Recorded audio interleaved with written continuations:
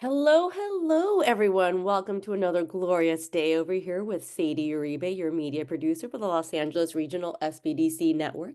The SBDC, who we are. The SBDC is a national program with over 1,000 locations across the country, helping to stimulate economic growth through business advising and development. We offer no-cost services to the local businesses through funding provided by the U.S. Small Business Administration, SBA, and from the California Governor's Office of Business and Economic Development, GoBiz. Where we are. The Los Angeles Regional Small Business Development Center Network serves small businesses throughout Los Angeles, Santa Barbara, and Ventura counties. And what do? Well, we offer no-cost business advising, meaning that you can meet one-on-one via phone or Zoom to address your specific needs and challenges. And we also offer virtual training. And as we said, programming, television shows like we're Oprah to help and adapt and grow your business. So on that note, I am going to say hello to Lori, post-holiday, post-MAA Lori. What are we going to be talking about today, Lori? Who are we meeting with? What are we doing? Oh, Sadie, we have an exciting show. And can anybody else be shocked with me that it's already December? I was like doing the December calendar and I'm like, where did the year go? Where did the year go? I guess it's because we had so much fun during this year. So let's get started. I do want to make a note that anybody that's putting information in the chat, make sure you take the drop down box and you turn it to everyone because it just naturally does host and panelist. And then I read your wonderful sharing and nobody else is reading it. So we want to make sure everybody in the chat joins into the party. So please be sure to do that. Okay, I have a whole lot of things. Oh, there's the good mornings from my frequent flyers. So glad to see you here. We got a lot of people already on the show. This is exciting. I thought you guys would be holiday shopping and not be here. Leave me all by myself, but you're here. I love the love. Okay, let's get started, guys. I am doing my last seminars for this year, not last seminars, but the last one for this year, my webinars. So you still have time to get in financial literacy session 2 and 3. Good time to get your numbers together. It's always a good time to get your numbers together. You know, I always say that. And legal structure and tax advantages.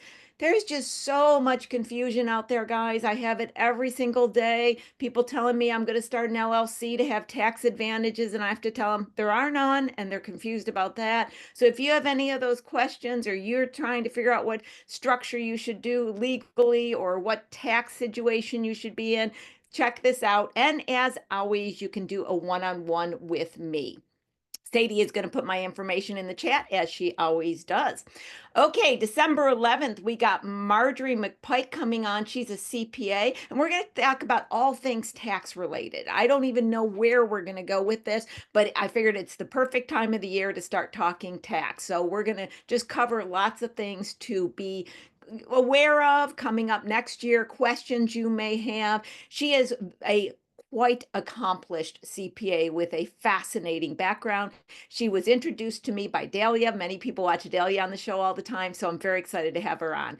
So then I realized, okay, so I'm going to jump ahead before I mention Emma, that because of the holiday season, I was telling Sadie that we are going to take 2 weeks off, guys, because Christmas Day is a Wednesday, New Year's Day is a Wednesday. So we will not be coming back till January 8th. So with our last show being December 18th, I wanted to do something special. And a shout out in the audience if Emma Green's there, one of my longest, excuse me, longest frequent flyers ever. I said, Emma, come on the show. She has a fascinating story.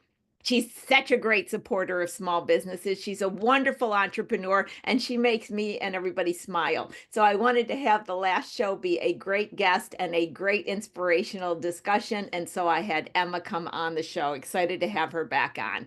Okay, guys, we're going to go through a bunch of quick announcements. I just want you to be aware because at the end of the year, you know, it always ends up that there's a lot of deadlines approaching. So anything I write here, if you need more information, you reach out to me. Sadie is going to put a bunch of links into the chat that refer to what I'm talking about. Okay, here we go through them.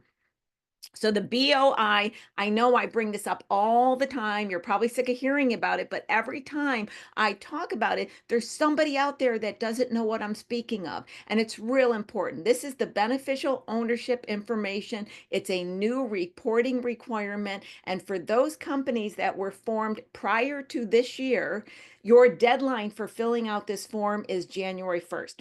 Comes with stiff penalties, guys, $500 a day, up to 10,000 jail time. It's like crazy stuff, right? So if you are a sole prop, you get to do this.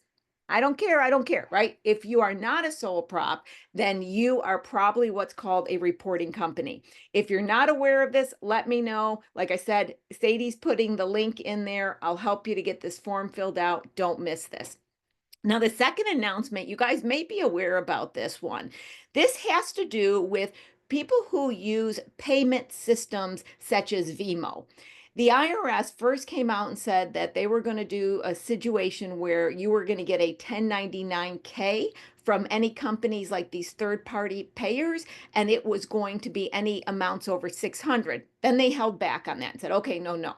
So now what they're doing is for 2024, that means this year, if you are using these pay systems, you're going to get a 1099 if you had received over $5,000.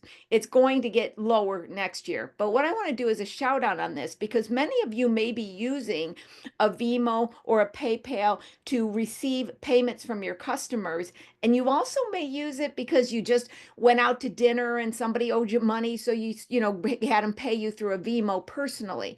You're going to get a 1099 that has all of the money received. You've got to have the correct documentation to report on the taxes. No, this 200 was just personal. This was not money received. Otherwise, you're paying tax on the whole amount, okay? Now, there's always been a rule that you have to report any money received, so that's not what is new. But what is new is in previous years, it was a $20,000 received through one of these payment systems before a 1099-K went out to the IRS. And now it's going to be $5,000. It's going to be less next year. So heads up to anybody that's using that. If it's something you're not aware of, once again, do a shout out to me and I can even talk about it a little bit more. I'm just doing the quick headlines this week to get the news out there. Now, if anybody's taxed as an S Corp, you guys know who you are. You have to have a reasonable salary that's a W-2 before the end of this year. And I see a lot of people that are taxed as an S Corp that shouldn't be because they think it's a benefit and it may not be for them. So that's another discussion within itself because there is situations it is a benefit to be taxed as an S Corp and there's situations it is not. But if you have chosen to be taxed as an S Corp, you have the reasonable salary requirement. I see even CPAs not being on top of this with their clients, and you can get a penalty for this, and it's not a good thing. So I wanted you to be aware of that as well. Here is the links that Sadie is putting into the chat. So you've got the BOI to fill out the form. I also included for estimated taxes. I'm going to talk a little bit about that next week and a couple other cool links that will be a benefit for you to know about. Okay, so that is, I know, it's the end of the year and I'm just going through a whole lot of different things that you need to know about. Let's see, a quick question I'm going to see from Derek. I was reading there's a fee of $349 to fill out that tax form. Is this true? Thank you, Derek, for asking that. Guys, oh, thank you, Derek. Thank you. Please, the BOI, I'm seeing a lot of, I know it's, people are charging. I think it's more of a scam because this form is easy for you to fill out. It is just requiring information that you know who you are, what is your company ID, what is the address, and then you upload your license, your tribal ID, or a passport. There are companies out there that are charging. It's free. It's easy. Do not pay. If you're sitting there going, I'm not sure, I'm afraid to do this, I think I should pay, get in touch with me. I'll walk you through it. There's no reason for you to pay anybody to fill out that form. Thank you, Derek, for bringing that up, allowing me to speak to that. I sure do appreciate it. Okay, guys, let's get into today's show. It's going to be so exciting and so much fun. So Adam Chapnick is an advisor at the Pasadena SBDC. He is also the general partner at Chapnick Group, where he mentors early stage startup founders through their journeys from concept to customer. He teaches pitching using Wow framework in workshops across the country and has become known affectionately by founders and investors as The Pitchinator. I love that. Adam was a principal at crowdfunding platform Indiegogo, founder of the film distribution aggregator Distribber, and host of Security Token Academy. He is committed to democratizing access to capital and helping creative entrepreneurs share their vision with the world they serve. Adam, welcome to the show. Welcome to the show. I'm so glad to have you on the show today. This is me jumping on the couch. That's awesome. You know what, Adam? I've never had anybody on the show to have a conversation like we're going to have today. Oh boy. Yeah, you're the first, because we're talking either with companies that are formed or experts that are in certain subject matter. But to be honest, we don't talk about startups and early ventures, and we really don't, because we just never had a guest on to speak about it till today. Oh boy, here we go. So we have to take the introduction, your bio, back up a little bit and have some understanding, especially for the audience. And Indiegogo, wasn't that like how many years ago? I kind of remember that in the background. Indiegogo's still going strong. But when did that start? It was founded in 2009. And so, yeah, it's been a bit. I was jumping ahead because when I read that, I was like, my God, I'm going back from a memory of, I don't even quite totally remember what it was, but I remember it coming out. So that's where we're going to start. So Adam, first, give us a rundown, your biography. How did you, grow up and say, I always want to be doing what I'm doing? How did you get to where you even are today? Well, I mean, I am incredibly uninteresting, but my story, I think what's important about my story is I had no idea for a long time and tried a whole bunch of things. And so I've done a million things. From I was a professional sculptor, I was an actor in the early 90s. I sold screenplays for screenwriters to the studios. I had a distribution company for independent films, foreign films, and documentaries, which got me into understanding. That was a sort of a fast forward for my first decade. Yeah. What that did was it got me into understanding deeply a very wide need and pain in a certain market. In this case, it was independent film. Now, I literally, sort of just fell into it. But the independent film world at that time, this is the early 2000s, was just a whole mess of an industry. There was people taking advantage of filmmakers. It was there was no standard way that anybody got anything done, and all the money that was made was basically stolen from creators. And so I figured out a way. I was like, hey, maybe there's a better way to do this. And it was right sort of around the time that I don't know if you know about like TuneCore, and when the iPods came out and iTunes came out, and the whole music industry had changed into a digital first industry. I thought, well, okay, they're about to launch movies on iTunes. Maybe it's all going to go digital too. And everybody thought I was crazy. So I started a company to address this called Distribber, which was a way that filmmakers didn't have to use the industry to make money. They could go around them and go straight onto these new things called streaming platforms or digital platforms. And this was 2006, 7. So that I started a company called Distribber, which was what was called an aggregator. It was a way that it was like a toll booth. You could pay money directly to Distribber. They'd take your film, encode it, and then Distribber had deals with iTunes and Amazon and Netflix and Hulu and YouTube and all these things. And so you didn't have to. And you could just pay us and we'd put it up there. Getting the audience was your job, but you'd get all the money. So it was a big deal for filmmakers who didn't have access to like Paramount or Universal or things like that. That was very popular and worked great, but it took a lot of convincing for a lot of people to believe in these new platforms. In fact, I remember being at Sundance on a panel where people were literally making fun of me. They were just like mocking me. And they were like, who's gonna watch movies on their computer? And I was like, everybody? I thought maybe everyone. And then they said, oh, why would Netflix ever switch? This is tell you what year this was. Why would Netflix ever switch from DVDs to streaming? I was like, they have this great DVD business, if anybody is old enough to remember. And I said, I remember, everyone was literally like burst of laughter. What an idiot on stage. And I was like, well, guys, it's not called DVD Flicks. It's called Netflix, because they know it's going to be all streaming. It's just the bandwidth wasn't there.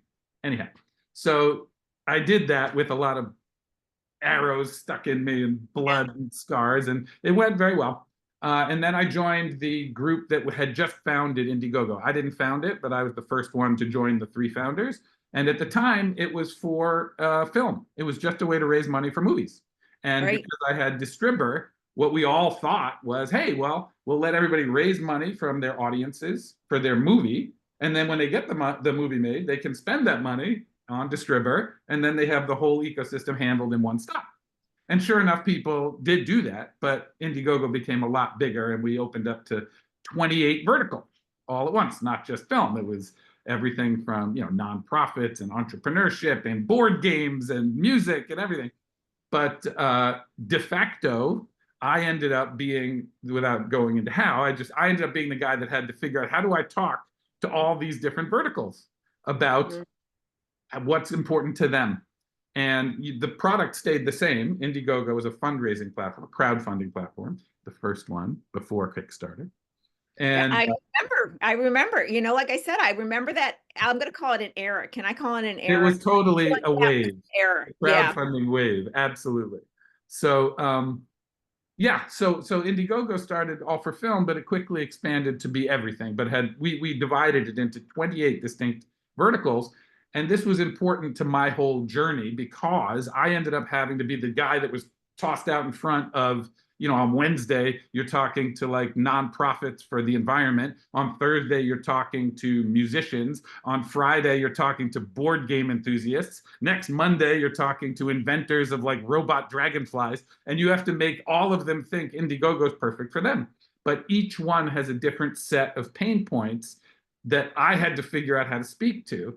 And I wasn't aware of this in the moment. I was just sweating and panicking and crying every night, because I was like, what do I know about robot dragonflies? You know, so, but what it did was it became extremely salient to who I am and what I do today. You mentioned that people call me the pitchinator, which I've totally taken on and loved. I love that saying, a pitchinator. Yes, that's so I totally took that over. And now, in fact, we are launching pitchinator.com this week, which is an AI way of helping people create their investment pitches. I can talk about that another time. But yeah, I totally love the Pitchinator name. So, but the way that I got so in love with pitching, as it were, which really is just what I'm describing, it's just, how do you tell anyone why what you do solves their problems, right? Really, that's really what pitching is. It was a trial by fire, you know, with Indiegogo back 10 years ago, where I had to learn, like, every single day, switch gears, really get to hone in on what was the benefit that each different group, that they were hungry for, because it solved specific hot pain problems that they couldn't avoid. And how did what we do create that benefit? And so if you get really conversant with that, you can pitch anything to anyone. And so after, yeah, I mean, it was a great lesson. And again, I wasn't really clear that I was having that lesson as it was being like beaten into me. But yeah, you know, those are the best lessons, though. We kind of have to just get up, figure out how to best do whatever we need to do at the time. And then slowly we start to notice trends or styles, or this works or this does not work. And you start putting together something successful from there. You know, I got to tell you, in your story, you walked me down a history of memory lane that I don't know if I necessarily wanted to walk down it or not. Well, sorry about that. No, it's actually an interesting one. I have to fill in like the short blank on that. So I moved to LA, and I come from, you know, little tiny podunk country town, right? And I've always been like the, you know, consultant in the manufacturing area and everything like that. I'd not been in the LA Hollywood and all this type of stuff, right? So I land in the LA Hollywood world. And of course, like everybody at first get infatuated with it, right? And so suddenly I was asked to, because of my finance background, CFO background, get involved with a company that was trying to start out where it was distributing music without the universal and everything, and it had some, I'm not going to name it, but some major people that were playing in this game, and I was cajoled to get involved in it for that reason, right? But I'd never been in the entertainment industry, is what I was trying to say, from my background. No entertainment industry at all, but they wanted my financial knowledge. And so I ended working on this pitch for them for a while, and they were trying to do the same thing, like I said, with music. And then I was like, this industry is weird. Like, you can go in bed at night and you wake up and suddenly you're not even popular. Like, if I'm creating a widget today, I may have less sales, but it's not going to disappear. I was like, this industry is really weird. And then I ended up going to these pitches for what they called film in the can. And I was like, film in a can. And then I learned, well, you have to get to a point where you raise capital to be able to finish the film. And I'm like, this is scary. I don't like this. You got to raise capital for something that, I just really couldn't, with being more of a meats and potato manufacturing background, I could not understand the entertainment industry. It just so chaotic and so crazy. And then I ended up going to all of these things where people were coming in and pitching, because I was there through investment banking and all this banking background, because I got a big banking background. And so I would sit in while people would come in every day to pitch things. And so I just, as you were talking, I was going through all of that. And what I learned from that world is it's a different world. It's a completely different world. And a little bit, may I say, and it's just my opinion, Adam, you could say, no, Laura, you're crazy, a little fantasy world. It doesn't seem always to be as real to me. Maybe it's because I'm an outsider, but it seems like a lot of it's built on fantasy. What's your thoughts on that? You're talking about the entertainment industry in general? Yeah, in general, and trying to get a footing in it. It's like, it's really hard to get a footing in there and get secure and stay secure, or is it just because it's not a industry I'm familiar with? And then I'm going to ask you another hard question too. Yeah. I mean, you're 100% right. I mean, anyone can see that, really. I mean, just it's because everybody wants to do it, and it's sort of, there's several answers to what you're bringing up, but like, I think structurally, both the film industry and the music industry are built by oligopolies to suck all of the profit away from the bottom and into the top. So and they can do that because it's an artistic business where people from all over the world are going to do their art, whether or not it's bought, right? So it drives the price down to zero, essentially, because it's a terribly exploitive business model, both. I never thought about that. It's like, I'm gonna make it in manufacturing. You wouldn't say, I'm gonna make a widget whether somebody's gonna buy it or not. You'd be like, no, it's not about, it's about profit. But yeah, I can see they're gonna do it, and they want to do it so bad, they end up selling themselves short on it, I guess. Right. So I mean, if you apply the arts directly to the most basic capitalist formula of supply and demand, right? Like you were saying, if you think of artists as creating art as widgets, like you said, there's just a glut, a massive, enormous, and eternal glut of content. So the demand side, well, in this construct, I would call the demand side, the industry paying the creator for the content, even though the demand may be the end user paying the industry for what they paid for, to listen to it or watch it. But if you're trying to sell your movie to the industry, or you're trying to sell your music to the industry, you are impossibly diluted in terms of supply.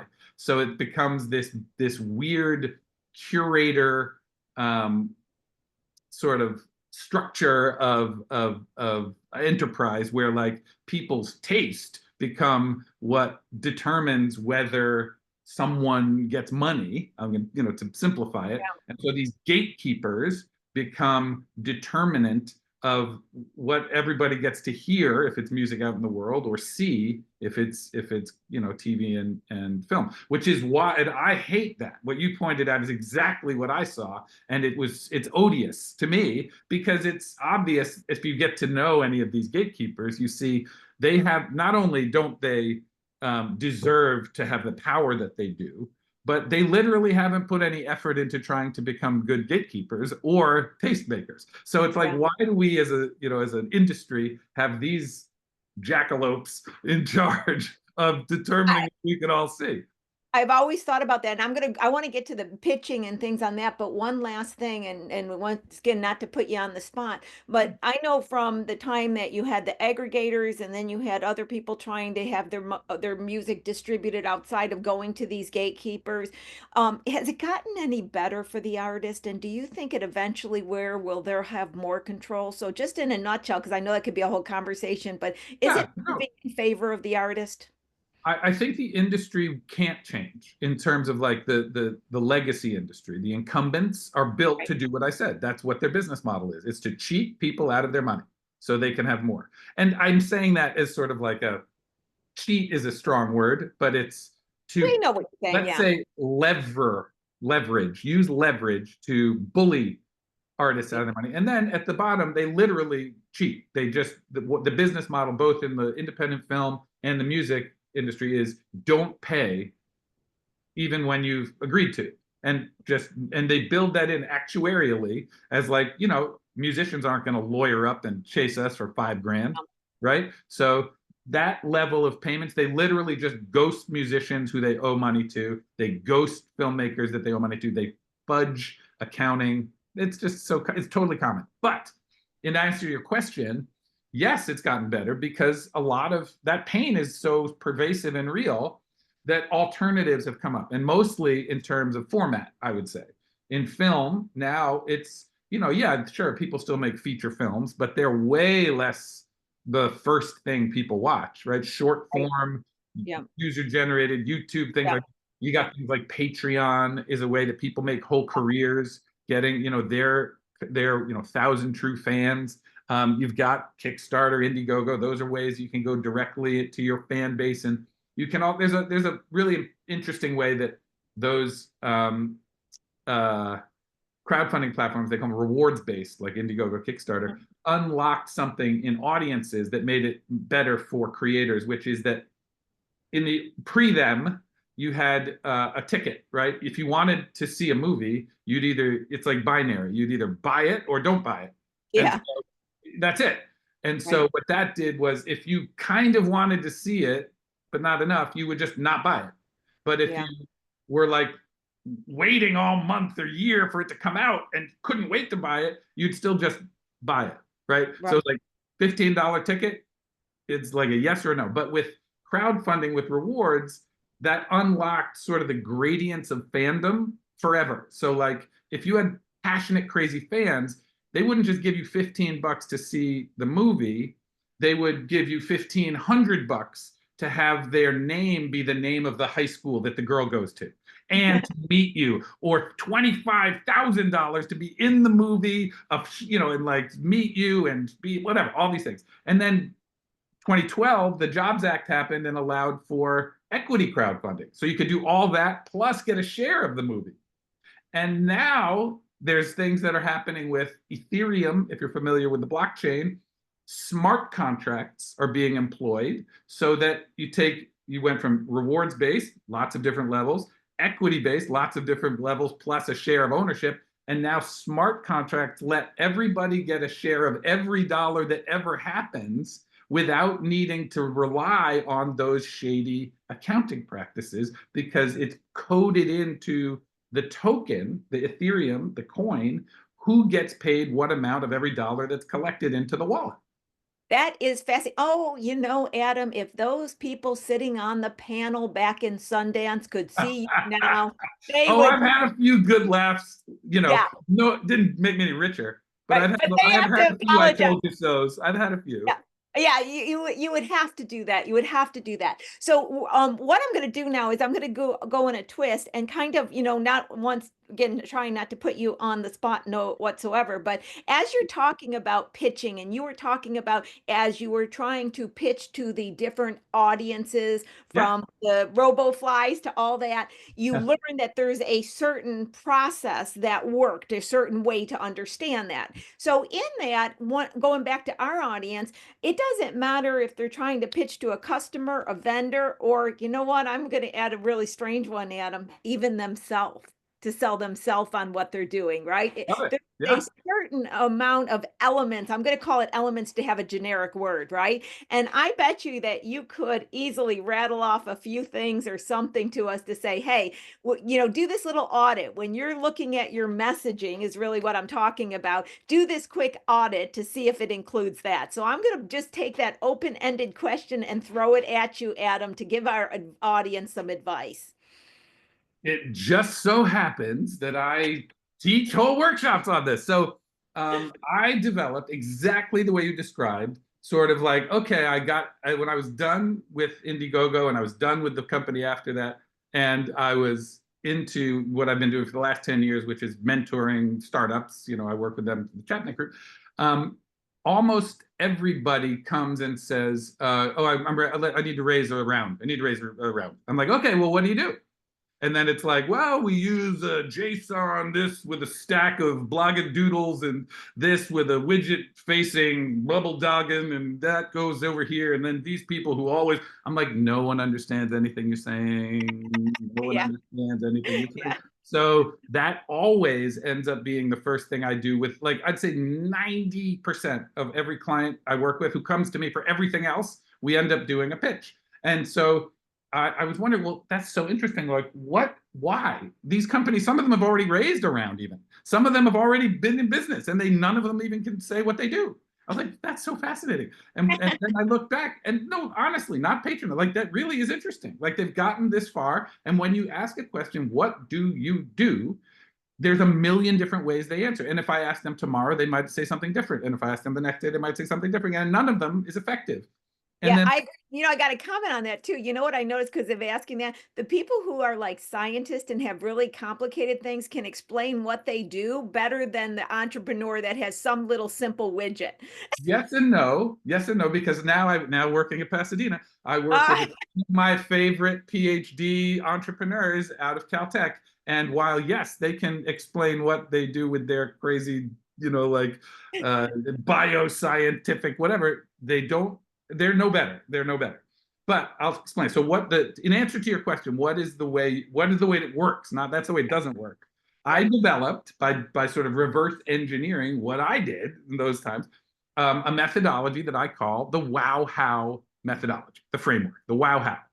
And so why is it called wow-how? It's super caveman, but at the same time, like, incredibly elegant. It's basically the overall rule can be boiled down to wow before how. That's the first. But now you may start to understand it already. Yeah.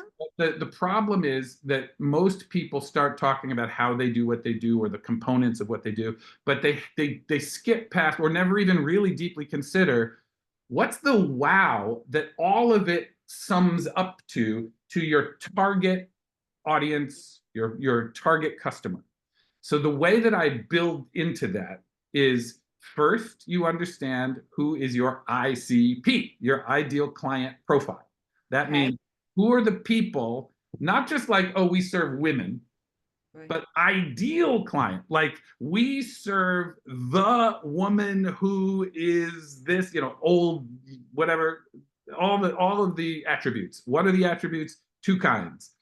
There's demographic, and there's psychographic. This is your ideal client. A lot of people do demographic, like, she's this old, right? She has this much money. She lives in cold climate. That's demographic. Right. What they omit a lot of times is psychographic. Psychographics, and remember, we're talking about your ideal client, which means who would be the person that if all of your customers were that person, your life would be great. They'd be the person that bought the most, was the happiest to buy it, would tell all their friends, right? Every time they hear about you, they light up, right? They're easy, they don't need customer support, they don't complain, they repeat buy, they upsell, all of it. That's your ideal client. So you figure out who that is, and that's who you sell to. Okay, so how do you do that? Ideal client has demographics, which is what's true about them physically and locally. Psychographics is what are they feeling about what you do and why. And that's you make it up as an ideal client. So it might be like, they really need their car to be warm because their children are this, and they complain about it every day because that, and blah, blah, blah, blah, blah. Like it's in their head, not their 40, right? That's also important. But then what that does is it helps you know exactly who you're thinking about convincing, reaching, and delighting. Okay, hold that for a second. Next thing you have to know is, if you're going to do wow before how, what's a wow? A wow is a benefit. Okay, what's a benefit? It's not a feature. Okay, what's a feature? What's the difference between a feature and a benefit? All my clients that I work with, I literally force them to write or type a piece of paper that has to be on their wall in view of me when we're on our, because I do all my video conferencing. They have to have it up, and it has to say, features tell, comma, benefits sell. Sadie, get that in the chat. Get that in the Features chat. tell, benefits sell. And now you have your ideal client profile, you have your psychographic, you have your demographic, and you know that features tell, but benefits sell that ideal client. Now you think of, okay, well, what are my features and what are my benefits? Your features are the widget and the stack and the blah and the this, and it's that many thises and this much that's, and how fast it is, how color it is, how old, new, whatever. Features. The benefit is, how does it impact the life of your ideal client once you've spun her up, named her Josephine, whatever. How is Josephine's life made better, happier, easier for having used your product or service? That's a benefit. And how is so happier is a benefit. So a benefit would be faster, cheaper, more time, better sex, less fat. These are all benefits. Those aren't your product. Those are the things it does for the person, right? Your product could be a widget that's a big one or a small one or a fast one or a slow one. The benefit is weight loss or whatever your benefit is. Okay, so the trick, in answer to your question, to wrap it all up in one, this is a whole, like, 90-minute thing that I will give you. We're getting a preview, then people are going to sign up for your webinars and everything. Right. I'm pointing because Sadie's putting it all in the chat, Oh, so nice. this is giving us a little bit of an introduction, and Sadie's, they're going to sign up for the rest of it. So let me let you go for the summary on this. Yeah. So basically, when you get it all going, your goal is to derive a wow statement that when anybody asks you, oh, so your company is called Atom Corp. Yeah. Oh, well, what's Atom Corp? You have a canned thing that you say, and it doesn't mean literally canned, but it could be, where you have like, oh, well, we make mothers, we help mothers lose weight, be happier, and gain back 5 hours a week for things they love. You know what I noticed in what you were saying, Adam, is that a lot of what you're talking about, the benefits, and you said talk about feelings and what they're, achieving and what they're getting. I'm going to ask, and I'm going to put the word emotions. So really, are we talking about the emotional response to the product being the thing that you're stating first, or is emotions not a word to be in the conversation of where we're at? It's certainly relevant. It's definitely relevant, and it's probably underpinning everything, and it certainly can be called out directly. Like sometimes it would be, we make you happier, right? Like, what do? We make you happier. Yes, that would be a benefit for sure. But depending on your ideal client profile, that person might experience their pain point. It's all going to be emotional, to your point, but they might be clearer about the pain is, my car is too slow. Okay, and so I can't get where I need to. That's probably a bad example, but I can't get where I need to go on time. Right? An emotion, because the emotion is the nerve. And the reason I see this is interesting because, as business people back in the days, more so than now, we were all told, get our emotions out of business. And so I know when a lot of entrepreneurs will talk about their company, they try to be so non-emotional about it when they're communicating. They bring them. Yeah. Well, no, that's true. Yeah, I did this because what I did is when I first did my seminar years ago, I was, communicating to small companies, and I had a headline, you need to know your profitability, because that's what I talk about, right? And I was talking with CFO type people, bigger companies at the time, before I did the seminar for smaller companies. And of course, if you say you need to know your profitability to a $20 million company, they go, oh yeah, I do, right? So I used the same headline, and no small businesses signed up. And then I realized, wait a minute, what do small companies, and to your point, I said, go to bed at night worrying about, wake up in the morning worry about, and they worry about that their company's going to shut down. So I changed the headline, same description, do you worry that your company won't make it? And all of a sudden I had everybody signed up. And so that's what made me realize my linear way of thinking, emotions really do tie in to the benefit. And that's where I got the emotions question from. Totally. Yeah. So what you just identified, so marketing is really what I'm talking about. Really, pitching is like a marketing thing. Yep. It's all 100% emotions. And so we call them hot buttons, is like pain points. And pain points are all only emotional. So what you did was you said, are you worried that your company won't make it? Right. So I teach, there's a thing called a USP in marketing, which is your unique selling proposition, which is just a stupid marketing speak, which is ironic because it's marketing people. They shouldn't have a stupid thing, right? But USP is some marketing thing. And it's basically like your slogan. It's like, FedEx, when it absolutely has to be there overnight. That's right. But usually that's actually is an outlier. It's usually what I in my workshop I call it a mirrored hot button. So your hot button is your pain point. In your case, you were identifying one, which is, okay, you're worried that you're going to fail, right? And so if you're going to mirror that, the opposite of it would be peace of mind that you'll succeed, right? Mirroring, worry, fail, please succeed. So your USP might be Atom Corp, peace of mind, success for tomorrow, right? Like now ideally you'd have 3 hot buttons. So here's a good one. But in Distribber, the one I was talking about that from 15 years ago, it was the filmmakers were hated that they lost control of their ownership. They hated that they never got any of the profit because of the shady accounting. And it took forever, and sometimes they never even got their film released because the company would take their movie and just put it on a shelf. Gotcha. So ownership. So it's the pain points where I lose ownership, I'm never in profit, and it takes forever. So our USP was Distribber your film in profit faster. Ah, nice.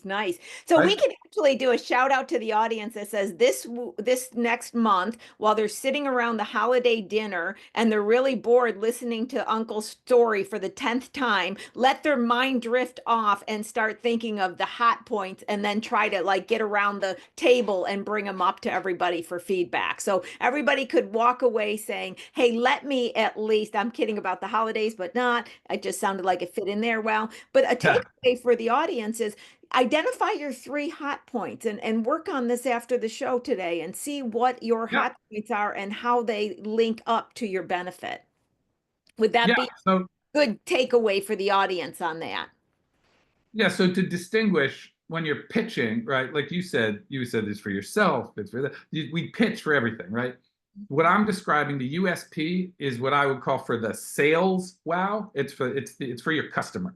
Right? That's how you sell your product and your service. When you're selling to an investor, it's different. It's their hot buttons are different. They don't want to buy your product. They want to purchase a piece of your company. They want to bet on you. So it's a little bit of a different outcome in terms of what you would say, but the thinking is similar. The elegant thing I was saying about the wow how, which is fun, is the wow how is designed to have just the answer to, hey, what do you do? It's like an elevator pitch. So the way you know if it works, give it a try, just write some down and try it out on somebody. Like, oh, what's Adam, what's Lori Corp? Oh, we help small businesses love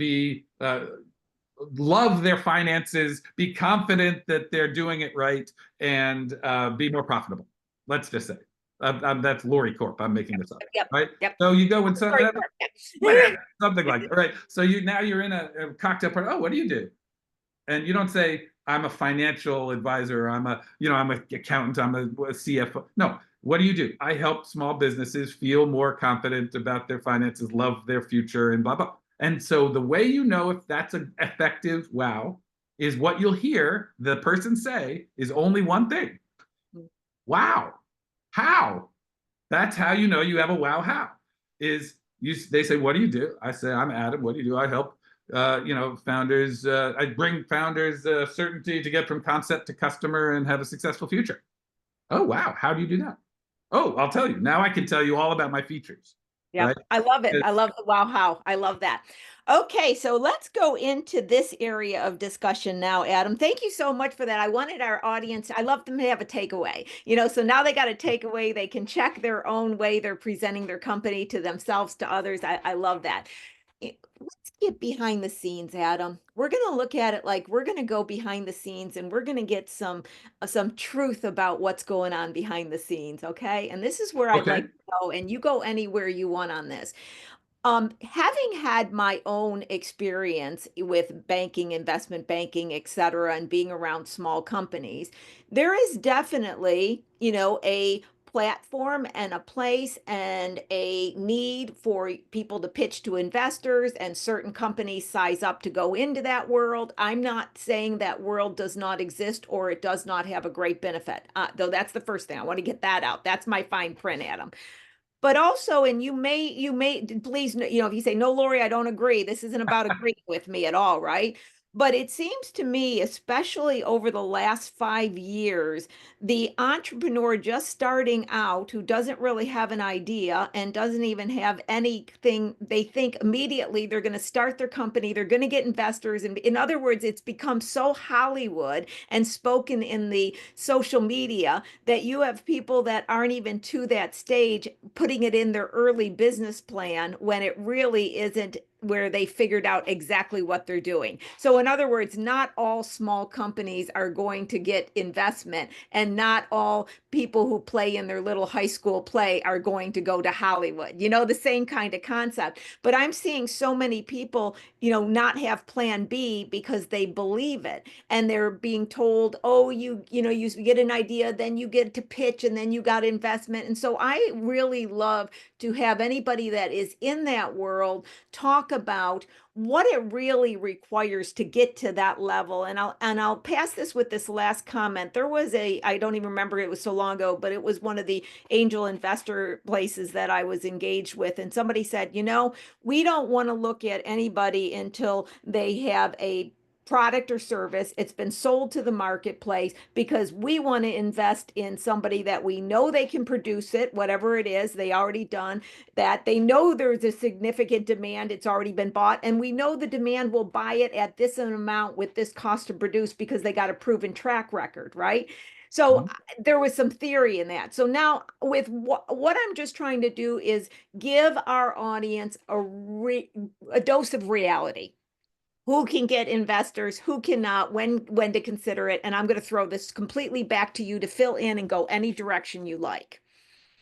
Yeah, well, I mean, I think I'm a little less pessimistic about it than your characterization, but I would totally agree. So the way you're describing it is sort of a dip into one stage.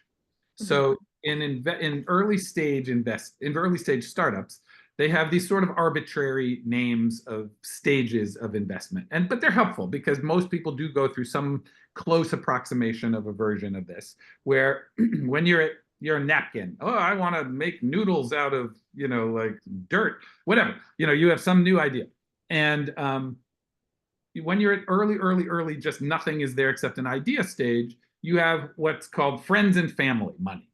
Now, I call them friends, family, and fools, but yeah. Friends, family, and fools. Or yeah. They're all the same. So people who love you money. Yes. People who are willing to kiss it goodbye money. But honestly, so let me first answer and say, definitely it's better not to get an investor ever. Let's just be clear. Like, an investor is someone who's taking away part of your money, like for the future, right? It's ownership in something that should only be sold if you really can't do it without it. And they call it bootstrapping if you don't. And so there are many successful examples of millionaires who have bootstrapped their businesses and never taken an investor. And I mean many, not like that sometimes happens. I'd say most of the time that happens. Okay.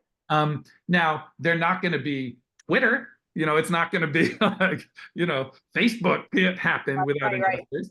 But like, a million kinds of businesses, certainly real estate, lots of self-made people who don't take investment in their business. They take investment in their products, in their projects, but not in their companies. And a million others. There's a million. So it's much better if you don't, because you own 100%. It's totally fine if you do. When you should take money is when the next step, the proving, the milestone that you need to reach to prove that this thing can work, can't be reached unless you have more money. Then you have to get money.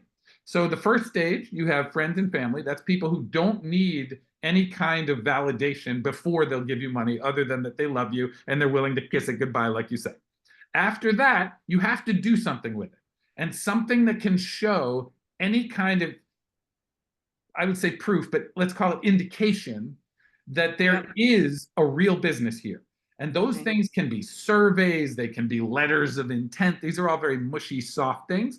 But with those kinds of things, and maybe a proof of concept, meaning like a clickable wireframe, it's not a working prototype, but something that shows what it'll be, then you can go to angels who understand your sector. Those are people who have been successful doing what you do, have made their millions, and are curious to do it again, but don't want to get in and do it. They want to help, support, back, advise, and give a little money. So they might give you that angel amount to get to the next step. Then with the angel money and the friends and fools money, you go in and you make something for real. And then it's a thing that you have to show, and then you maybe make a partner, and then you have a seed round. A seed round takes what you've made and brings it to market. That can be like $1 million, $1.5 million. Then you have what's called the A round. And the A round is an institutional round of professional fund investors who have a thesis that says the market has to be $1 billion opportunity. You have to have, like what you're saying, we only invest, well, actually the seed round, sometimes they give you these kinds of numbers, where we only invest when you have X amount of monthly revenue or annual revenue recurring or whatever, this many subscribers, that many users, daily active users, monthly active users. Anyhow, A round specifically is for scale. So it means you already have what they like to say is product market fit, but you don't have the money to deliver on all the demand. And so A round, they're just pouring money in to take all the money out. And so after that, there's B, C, D round, but you don't know. Right. Right. But so I don't know if that answered the question, but I think there's lots of ways you can get through those early stages if you find the right domain specific angel. You can make a lot happen. Well, it does. And what it does for our audience, because see, some people, many of them in our audience, Adam, has probably never been exposed to this world or this kind of conversation we're having. So that's the other thing I'm doing, is kind of having a conversation that's very common in your world, but our audience probably never talked about A rounds or understanding how it even happens. So in that, do you see most of the people that are going through the process of investors, as your example, as having created a product? Another way of twisting this, Adam, is, and where I'm going to it is that investors like to have something they can sink their teeth in. So service-based businesses are not always as, I'm not saying none, but service-based businesses where the owner's giving a service is questionable, distribution channels where you're selling something from somebody else. I'm just using examples and not saying those are true. I'm going to send it back to you, but is there certain types of companies that are more applicable to going for an investor than some of our other companies that we're seeing more in existence today that are based on more service or distribution of some other existing products? So some clarification once again for our audiences to understand, so they can kind of look in the mirror and go, that is me, that's not me, in a kind of quick look thought. Sure. So, I mean, two answers. One is the way you characterize it, I think is right. But so in the sense that professional investor, which is different from saying an investor, but a professional investor, like a fund who has collected money from LPs, meaning limited people who gave some guy money to invest, he has to make multiples, right? Or she. Right. So what this fund investor has to do is know that if she's going to put her, whatever, 10 million, usually it's 100 to, $250 million to work, 9 out of 10 of these companies aren't going to make enough money to make a return for her investors that make them happy. So she needs to invest only in things that 10x minimum, right? If I put $1 million into you, I need to make my million into 10 million, not your company into 10 million. My million has to be 10 million, right? That means your company needs to be 100 million or whatever I invested. So professional investors need big multiples because they're on a portfolio strategy where most things fail and 1 or 2 companies account for the whole return, right? They're trying to make sure that they get that. So very few companies, relatively speaking, have they're just not pointed at a big enough market for that opportunity to be there. And there's nothing wrong with not being pointed. There's plenty. Remember, just because you're not $1 billion company doesn't mean you can't be a multi-millionaire, right? Absolutely. Like, a lot of founders of companies that are worth $100 million don't make even $1 million. Oh, I know that, Adam, Right? because I look at the financials and I've been telling people lately, the solopreneur that's selling their own services, whatever that may be, are making more money and bringing home more money than many of the companies are. So I try to express that all the time. So a very important and under communicated thing is that you're in the business of you. So first you have to make the determination, oh, you have an idea? Great. Okay. You want an investor? That's totally not the next thing to think. Think you're in the business of you. Okay, well, what would be like a world-changing outcome for you in the thing you're doing? Is it to have $1 million, like literally 1,000,000 in your bank account? Great. Okay. Is it 10? Is it 200,000? What's the number? Is it 200,000 a year? What you should know these things because those are what make you happy. I mean, not literally always money for people, but that's an important component when you're thinking about investment because the money actually might be worse. You might make it harder for yourself to get to your number by even if you're giving your company a chance at getting to $1 billion, it's a chance, right? There's the number of portfolio companies that raise $50 million, $100 million even, and go to zero is probably a majority. It's probably a majority. This is the reality. It's been an old stat when I was in this world, so I don't know if it's current by no means, but I had read one time that 97% of all companies were started with credit card funding, and only like a 0.01% of companies even have like meetings or any progression within investor funding. And we're talking about all companies. So I don't know if those numbers are current, but the point is it's a very tiny amount that go to the direction we're speaking of. Yeah, and then to finish the idea, what I was saying is that doesn't mean that investment is bad for you. Professional investment might not be a fit, but like you may have, I don't know, a machine rental shop where you own a crane and there's a lot of people who need cranes and you're like, well, I have one and it was a lot. It cost me like $100,000 for this crane, but like I always have 6 guys waiting. It would be great if I had 3 cranes, but I don't have $300,000 to buy them. Well, you can, if you're not able to get the loan, there's someone who might invest $300,000 in you for a share of your company. And then look, you just tripled your income. There might be a guy who does that. That's not like he's not looking to be a billionaire, but that's a very sound investment. And those people exist a lot. And there's lots of ways you can get investment that aren't from a VC. Right. And I think over the last decade, so many options with, like we were speaking from the very beginning of crowdfunding, et cetera. I mean, those were not available, decades upon decades ago. So the options are becoming more prevalent. So thank you so much, Adam, because we had a conversation about a whole lot. I know I made you go all over the place. We talked about a different thing, but it was really presenting to the audience a dialogue that they had never had, that I never had this kind of conversation on the show. So as we finalize here, I might as well put you on the hot seat one last time because I feel like I've been asking these hard questions, Adam. I love it. Where do you see trends going with just in general? Anything you want to talk about, like whether certain businesses are succeeding versus others, whether certain investments? What are you seeing out there? Because you're in a world that I'm not living in, and it'd be great to give us a little bit of what is. If I was to throw the darts at Adam sitting on the panel today, what would you be saying? Well, I mean, obviously, maybe not obviously, but definitely a huge percentage of companies that are starting now are some, or at least calling themselves, or are in fact AI based.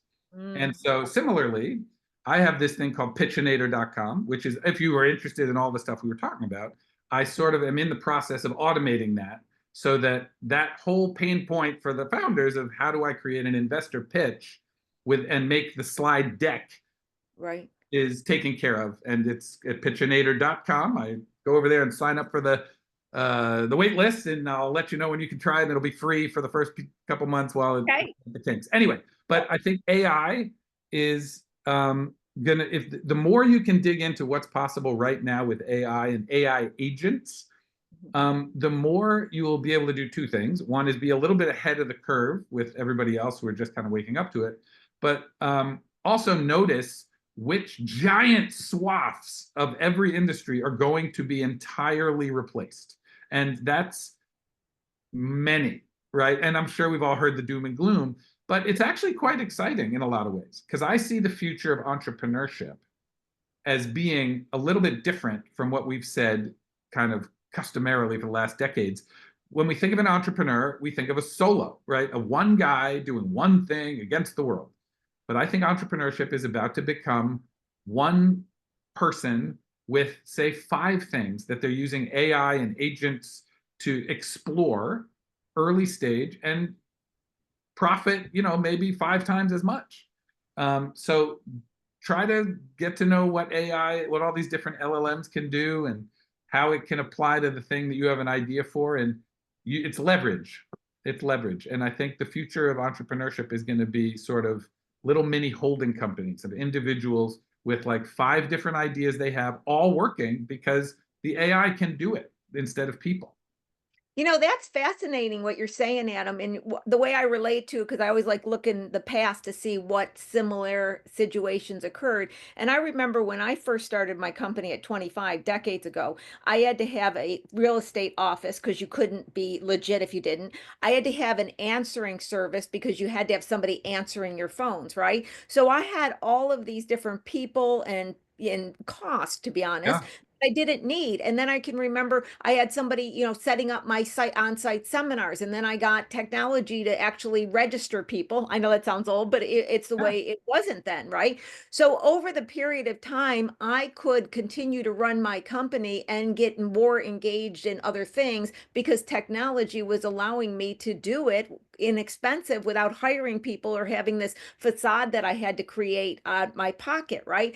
And so what I'm hearing is, and correct me if I'm wrong on this, is my way I take it is AI is another technology that's allowing us to be more efficient and more effective so we can spend our time developing multiple revenue streams. And multiple revenue streams is one of my absolute favorite phrases because to me that gives us financial security. Can I Yes. sum up what you said in that? I think it's absolutely true. And it's going to make it easier.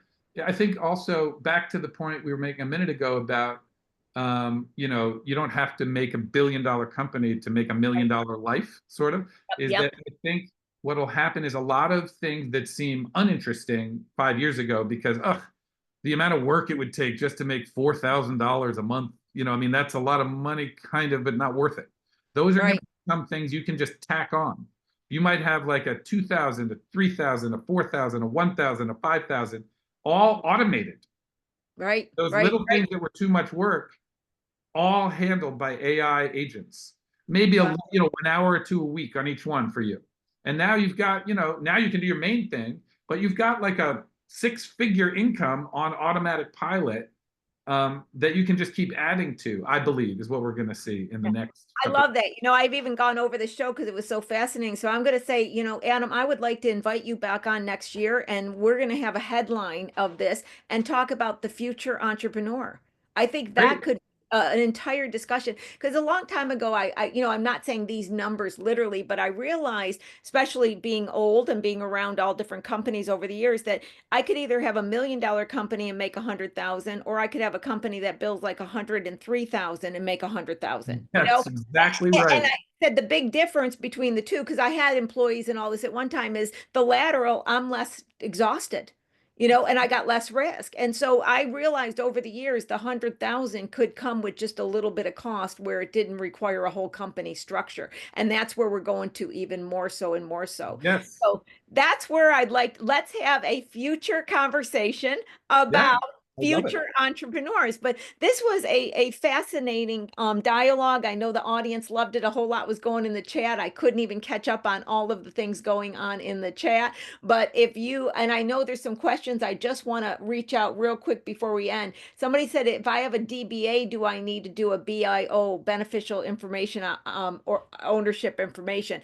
It's not about a DBA, guys. It's about your legal structure. So next week, I'm going to talk more about this. I have before. What is a sole prop? What is a DBA? What is an LLC? Because it's your legal structure. So if you are a sole prop, you do not have to do it. If you filled out any documents that you registered with the Secretary of State, that's the trigger here, registered with the Secretary of State, which would be an LLC, an S Corp, a C Corp, a nonprofit, registered with the Secretary of State, then you have to do it. Reach out to me. Any questions on this? Deadline's approaching. I will pick that up again next week because it's so important that you have it.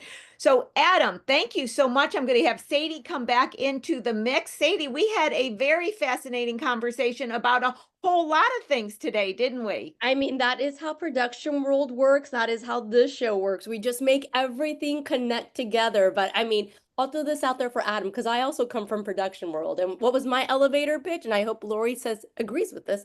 I can build you a village. That was my pitch. Nice. Wow. How?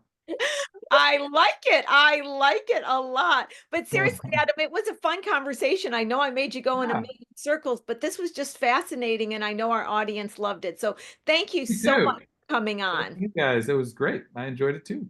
So future conversation about the future entrepreneur.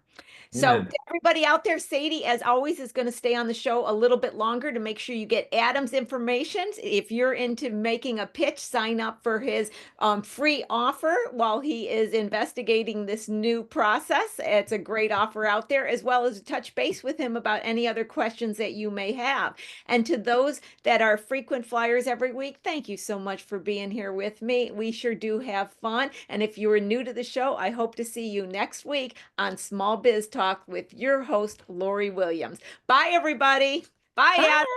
Bye.